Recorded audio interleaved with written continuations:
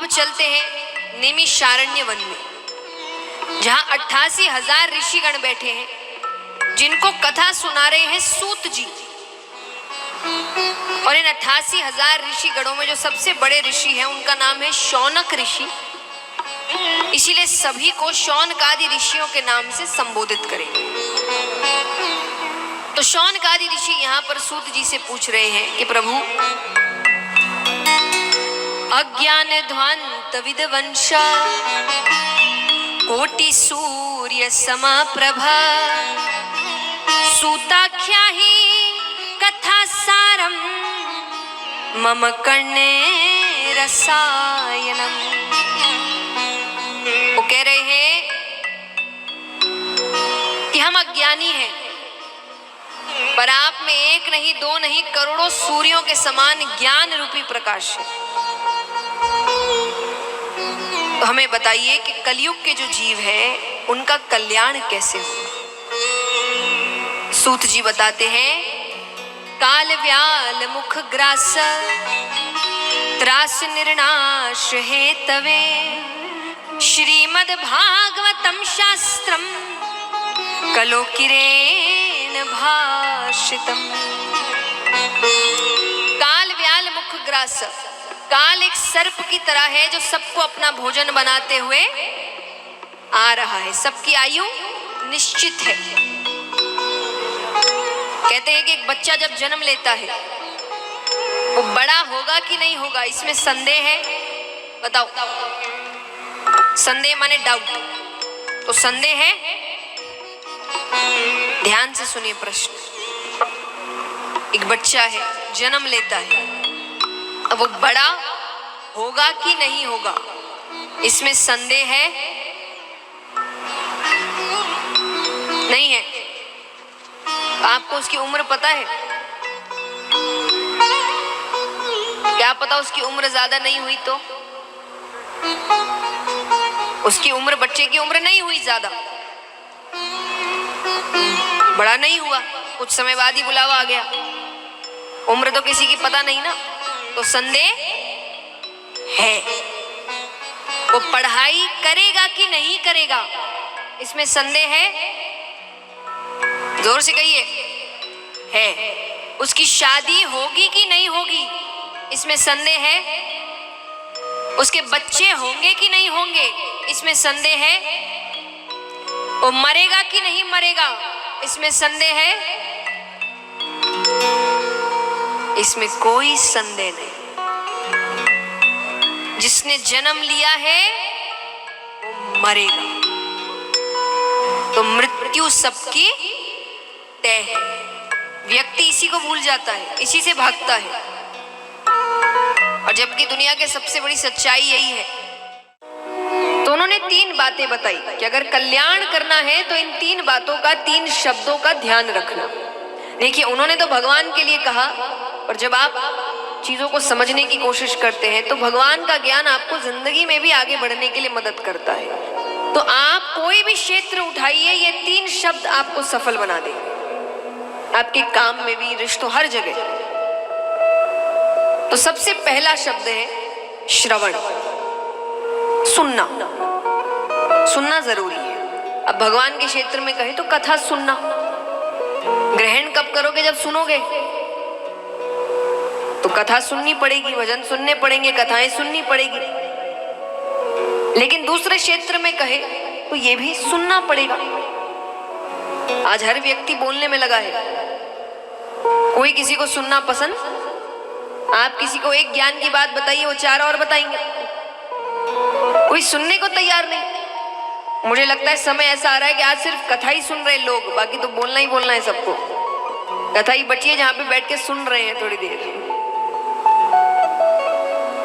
लेकिन सुनना जरूरी है। सबको सुनिए, सबके पास कुछ ना कुछ है बताने को। आप किसी के अगर पास बैठ रहे हो, वो कुछ बोलने की कोशिश कर रहा है, तो अपनी 10 बात सामने रखने की कोशिश मत करिए, उसको सुनिए। मैं हमेशा कहती हूं कि बोलोगे तो वही जो पता है, पर अगर सुनने की कोशिश करोगे तो शायद वो पता चल जाए जो कभी नहीं पता।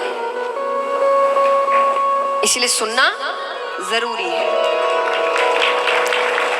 अब कई बार लोग कहते हैं कि हर किसी को थोड़ी सुनेंगे, हमें जो समझदार, हर किसी को सुनो, ज्ञानी को भी सुनो, मूर्ख को भी सुनो। कारण है क्योंकि ज्ञानी को सुनने से पता चलेगा क्या करना चाहिए और मूर्ख को सुनने से पता चलेगा क्या नहीं करना चाहिए। दोनों ही जरूरी है ना।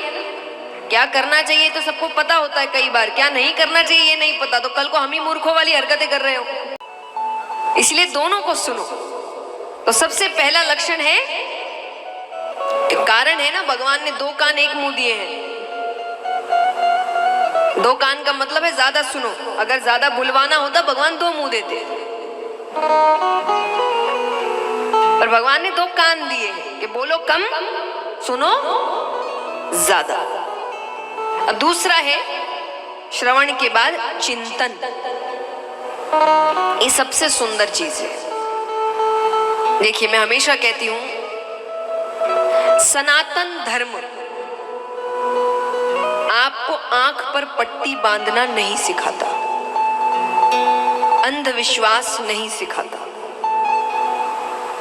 सनातन धर्म जिज्ञासा सिखाता है, प्रश्न करना सिखाता है, सच ढूंढना सिखाता है। आपके अधिकतर शास्त्र प्रश्नों से शुरू हो रहे हैं। प्रश्न क्या है? जिज्ञासा है। आंख बंद करके विश्वास नहीं कर रहे, प्रश्न कर रहे हैं। और इसका सबसे सुंदर उदाहरण है, यहाँ कितने हैं जिन्होंने गीता जी पढ़ी है? आपको पता है ना, हम अकेले हैं जो अपने शास्त्र नहीं पढ़ते, बाकी सब पढ़ते हैं, बचपन से पढ़ते हैं, जो बहुत अच्छी बात है। हम अकेले हैं जो नहीं पढ़ते, और घर में सबके होगी, बस रखेंगे हाथ जोड़ेंगे। एक निवेदन है, इन 7 दिनों में अगर आपको मेरी कही कोई भी बात भी अच्छी लगे, कथा थोड़ी भी अच्छी लगे, तो पहला काम अगर आप कुछ कर सकते हैं तो जाकर गीता जी पढ़िए। सबसे निवेदन है, ठीक है? चलिए, पढ़ा नहीं, पता तो होगा उसमें क्या है। क्या है गीता जी में? क्या है? भगवान और अर्जुन के बीच बातें हो रही है। अर्जुन क्या कर रहे हैं? प्रश्न कर रहे हैं। सिर्फ भगवान की बात होती और अर्जुन चुपचाप सुन रहे होते तो कुछ ही पन्नों में गीता जी खत्म हो गई होती। अर्जुन प्रश्न कर रहे हैं। अब देखिए सुंदरता, देखिए, हम दूसरों से बात करते हैं कि इससे प्रश्न करना चाहिए कि नहीं, उससे अर्जुन के सामने कौन खड़े हैं? भगवान। पता है उनको कि मेरे सामने भगवान खड़े हैं, उनसे तो प्रश्न करना बनता ही नहीं है।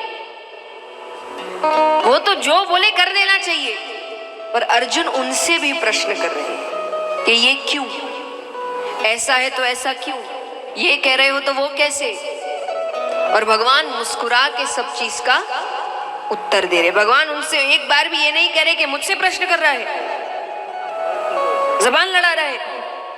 भगवान ये सब नहीं कर रहे, भगवान उत्तर दे रहे हैं। क्योंकि आपका धर्म आपको आंख पर पट्टी बांधना नहीं सिखाता कि जो बोल रहे हैं वो चुपचाप प्रश्न करो, अपनी जिज्ञासा सामने रखो। उसी को कहते चिंतन, कि जो बताया जा रहा है उसको आंख पर पट्टी बांध के विश्वास नहीं करना है, चिंतन करना है। क्या बताया गया, क्यों बताया गया, क्या सही है, क्या गलत है, क्या मेरे जिंदगी पर उपयोगी है, इसको तो चिंतन। इसीलिए तो दिमाग दिया है भगवान ने।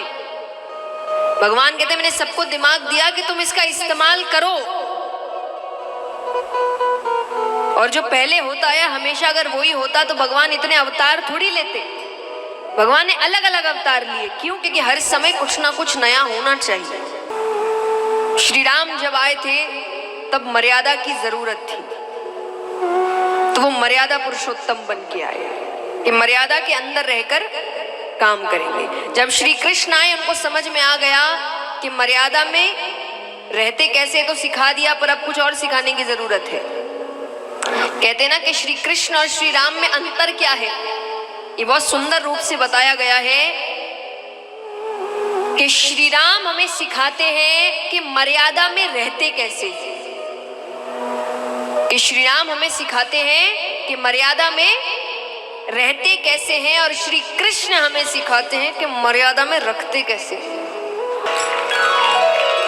श्री राम कहते हैं तुम कितने ही बुरे बन जाओ मैं अच्छा ही रहूंगा। श्री कृष्ण कहते हैं तुम जैसे मैं उसका डबल। तुम अच्छे तो मैं डबल अच्छा, तुम बुरे तो मैं तुमसे ज्यादा बुरा। तो जैसे जैसे जिस समय की मांग थी भगवान ने वैसा अवतार लिया है। तो इसके पीछे सीख क्या है कि जब जिस चीज की जरूरत हो वैसा बदलाव होना चाहिए। वो बदलाव कौन लाएगा? आप लाएंगे। कैसे लाएंगे? चिंतन करके लाएंगे। बस जो होता है वही आंख पर पट्टी बांध के काम करते रहोगे तो कहां से बदलाव आएगा? तो चिंतन करना पड़ेगा। तो दूसरा लक्षण है चिंतन और तीसरा है मनन। अब सुन लिया, चिंतन के बाद समझ लिया कि क्या करना है, अब उसको करना भी तो पड़ेगा। सार समझ में आ गया कि सच बोलना है, पर सच बोलना भी तो पड़ेगा, बदलाव तो तभी आएगा। तो मनन यानी उस सार को अपने जीवन में उतार लिया, तब जाकर कल्याण होगा। तो उन्होंने कहा कि ये तीन चीजें अगर आप अपने जीवन में लागू करते हैं तब जाकर कल्याण होता है।